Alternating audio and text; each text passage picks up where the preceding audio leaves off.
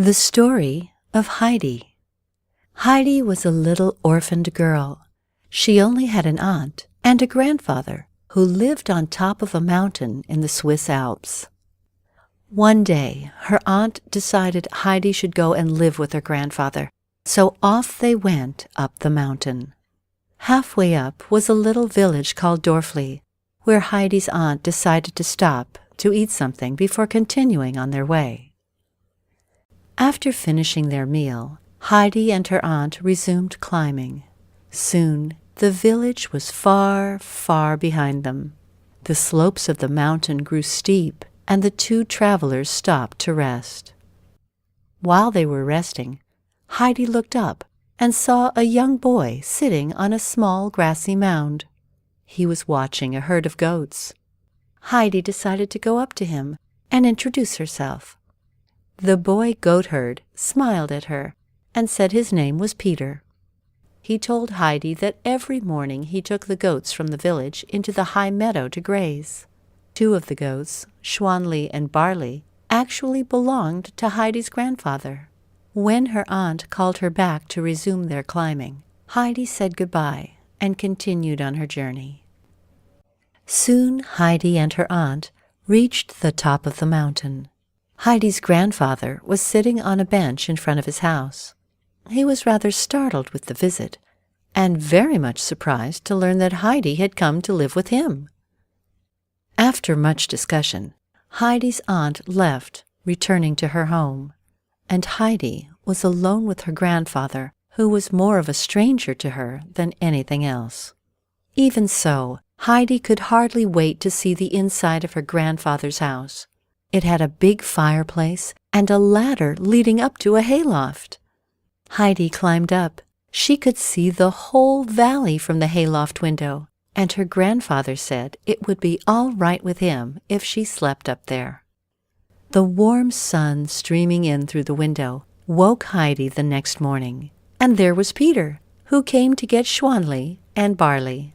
The little girl wanted to go along too, so her grandfather packed a lunch for both Heidi and Peter, who soon became the best of friends and would spend every single day thereafter together. Heidi enjoyed living on the mountaintop. Many happy days and weeks came and went. Before long, it was Christmas time. Heidi's grandfather gave her a guitar as a present. Heidi had never had such a lovely Christmas. One day after Christmas, Heidi's aunt came again. She told the grandfather that she had found a place for Heidi to stay, where she would get some schooling. It was with the Sessman family in Frankfurt. The old man, who had been gruff and grumpy at first, but since getting to know her, developed a great affection for his granddaughter, did not want Heidi to leave. But at last he consented. Heidi tearfully said goodbye to her grandfather and to Peter, and reluctantly followed her aunt down the mountain. They took a train to Frankfurt, but even the excitement of the trip could not cheer her up. The Sessmans lived in a big, dark house. The housekeeper, Miss Rottenmeier, opened the door. Miss Rottenmeier always looked as if she was displeased about something, but she eventually invited Heidi to come in.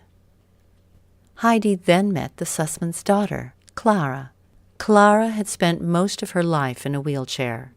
She'd been lonely in that big house and was glad to finally have someone to keep her company. "You must have hated to leave the mountain," she said to Heidi, and Heidi slightly nodded. Heidi was given new clothes and a room of her own. Heidi liked Clara. She was nice and always kept up interesting conversations. But Heidi still missed her grandfather, Peter, and the goats. Clara tried to help her feel more at home. She even made up games to play and began teaching Heidi how to read. Several months went by, but Heidi still felt cramped and cooped up in the big dreary house. After having lived in the mountains, everything seemed too small for her. One morning in April, she could stand it no longer. She ran away. She slipped out of the house, into the street, and into the center of town. There, she found a very tall tower, and she decided to climb to the top of it.